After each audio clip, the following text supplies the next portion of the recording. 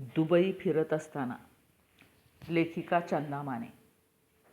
27 September 2023. आज सहलीतील दुसरा दिवस. सकाळी 10 वाजता नाश्ता करून दुबई पाहण्यासाठी बाहेर पडलो. संदीप गाईड बरोबर होताच. तो दुबईबद्दल माहिती देत होता.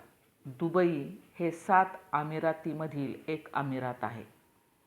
अबुधाबी, दुबई, शारजा, अजमान, ओम अल कुवैत, रस अल खैमा, फुजेरा या त्या 7 अमिराती.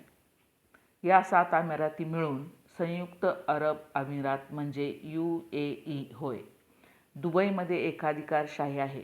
तिथला राजा म्हणजे पंतप्रधान मोहम्मद बिन राशिद अल मक्तूम हा आहे. अशी माहिती देत असताना आम्ही जुमेराह बीचवर 10:30 वाजता पोहोचलो. बीचचा किनारा खूप स्वच्छ सुंदर होता. पाणी अगदी पाऱ्यासारखं निर्मळ होतं. तिथून बुर्ज अल अरब हॉटेल दिसत होतं. त्या बीचवर बोट ॲक्टिव्हिटी होत्या, पण 10:30 वाजतासुद्धा उन्हाची तीव्रता खूप जास्त होती. त्यामुळे जास्त वेळ न थांबता फोटोशूट करून आम्ही गाडीत बसलो.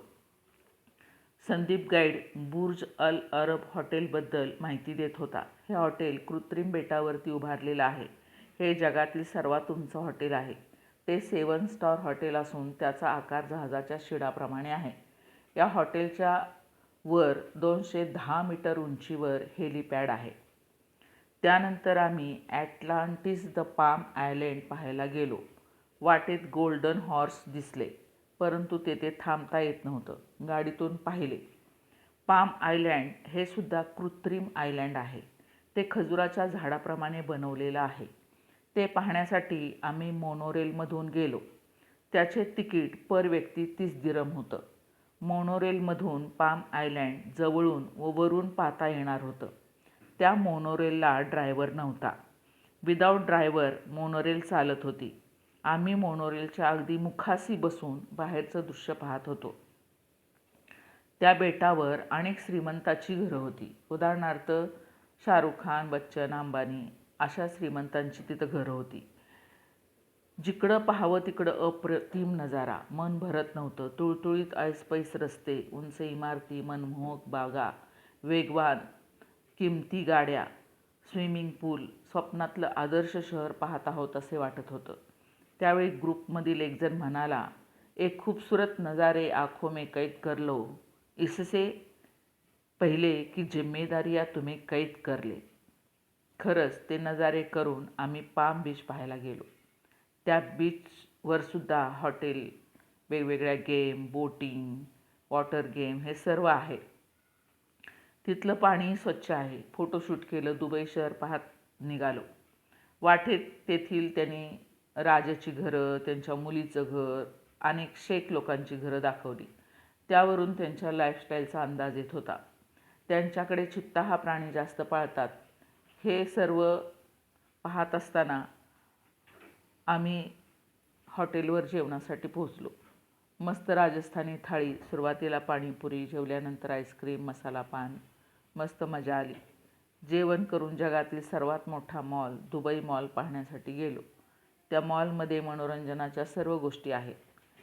Aquarium, under water zoo, Dubai ice rink, cinema hall, waterfall अशा अनेक गोष्टी आहेत.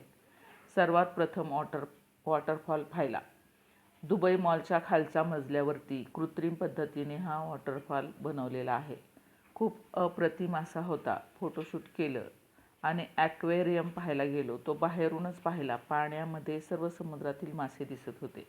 त्या पाण्याच्या भोवताली काच होती. काचेतून ते दृश्य अप्रतिम दिसत होतं. बाहेरून जेवढं पाहता येत होतं तेवढं पाहिलं. दुबई मॉल खूप मोठा आहे. कंटाळा येईपर्यंत फिरलो. त्या ठिकाणी खरेदीसाठी दुबईमधील शेख लोक जास्त दिसत होते, कारण तेथील वस्तूच्या किमतीही खूप होत्या आणि सर्वसामान्य माणूस खरेदी करू शकत नव्हता. तेथील शेख लोक खूप श्रीमंत आहेत. तेच खरेदी करू शकतात. तेथील शेख लोकांकडे खूप पैसा आहे. आमचा संदीप गाईड सांगत होता, तेथील शेख लोकांचं लग्न असेल तरीसुद्धा राजा त्या लग्नाचा संपूर्ण खर्च करतो. काही व्यवसाय करायचा असेल तर बिनव्याजी भांडवल पुरवतो. मेडिकल प्रॉब्लेम आला तर जगाच्या पाठीवर कुठल्याही दवाखान्यात जो खर्च येईल तो राजा करतो. तसेच मुलांचा शैक्षणिक खर्चही राजाच करतो.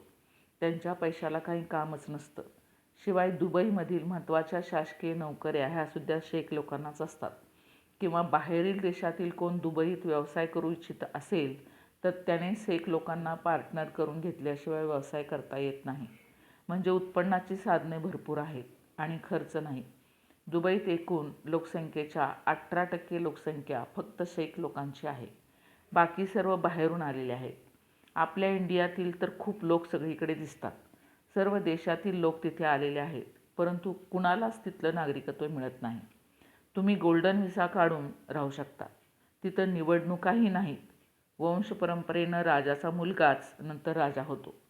तेथील राजा त्यांच्या लोकांची खूप काळजी घेतो. त्याच्याकडे दूरदृष्टी आहे. दुबईमध्ये जे काय बनवायचं ते जगामध्ये एक नंबरच असलं पाहिजे, तरच जगातील लोक आपल्याकडे पाहण्यासाठी येतील, हा त्यांचा अट्टाहास असतो. त्यामुळे जगातील सर्वात उंच इमारत बुर्ज खलिफा, सर्वात मोठं हॉटेल बुर्ज अल अरब, सर्वात मोठा मॉल दुबई मॉल, सर्वात मोठी फ्रेम, सर्वात वेगवान लिफ्ट अशा अनेक गोष्टी दुबईमध्ये पाहायला मिळतात. तिथल्या राजाने विचार केला की जोपर्यंत तेलाच्या खाणी आहे तोपर्यंत माझी लोकं जगतील, नंतर काय आहे या वाळवंटात. तेल संपलं तरी माझी लोकं जगली पाहिजेत. हे स्वप्न मोहम्मद बिन राशिद अल मक्तूम यांच्या वडिलांनी पाहिलं. ते पूर्ण त्यांच्या मुलांनी केलं. दुबईत जे आता आहे ते 30 वर्षापूर्वी नव्हतं. या 30 वर्षात या गोष्टी केल्या व जगाचं लक्ष वेधून घेतलं. मानलं पाहिजे अशा राजाला आणि एकाधिकारशाहीला. हे पाहिल्यानंतर आपल्या लोकशाहीपेक्षा अशी एकाधिकारशाही चांगली असं नक्की वाटतं. संदीप गाईडने दुबई मॉलचा वायफाय जोडून दिला. त्यावरून व्हॉट्सअप कॉल लागत होते. मी आल्यापासून व्हॉईस मेसेज सर्वांना पाठवत होते. व्हिडिओ कॉल केला नव्हता. मग मी सर्वांना व्हिडिओ कॉल करून घेतले. सर्वात प्रथम अमृताला फोन करून आर्याशी बोलले. नंतर तेजू, तुषार आप्पा, वर्षा, चोपडे मॅडम, कुमुदा अभ्यंकर अशा सर्वांना फोन केला. तोपर्यंत वॉटर फाउंटन शोची वेळ झाली. ते पाहण्यासाठी आम्ही दुबई मॉलच्या बाहेरच्या बाजूला गेलो. तिथं खूप गर्दी झाली होती. सगळीकडे लाईट्स लागलेल्या होत्या. उंच उंच इमारतीमध्ये लाईट आणि पाणी यांचा शो होता. खूप छान नयनरम्य असा वॉटर फाउंटन शो होता. 15 मिनटं तो शो चालला. आता आम्ही सर्वजण बुर्ज खलिफा पाहण्यासाठी सर्वात वेगवान लिफ्टकडे रवाना झालो. 59 सेकंदात आम्ही 124व्या मजल्यावर पोहोचलो. तिथे 2 मजले लोकांना वरून खाली दृश्य पाहण्यासाठी ठेवलेले आहेत.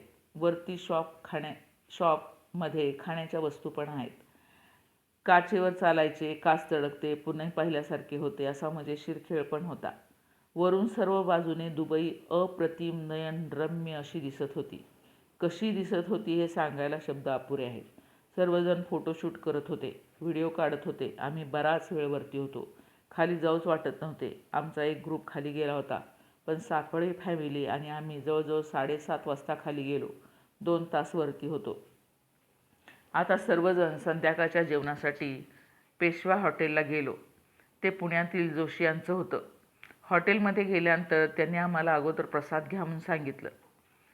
तर त्यांनी तिथं गणपती बसवलेला होता. छान सिद्धिविनायकाची मूर्ती व डेकोरेशनही मुंबईच्या सिद्धिविनायक मंदिराचंच होतं.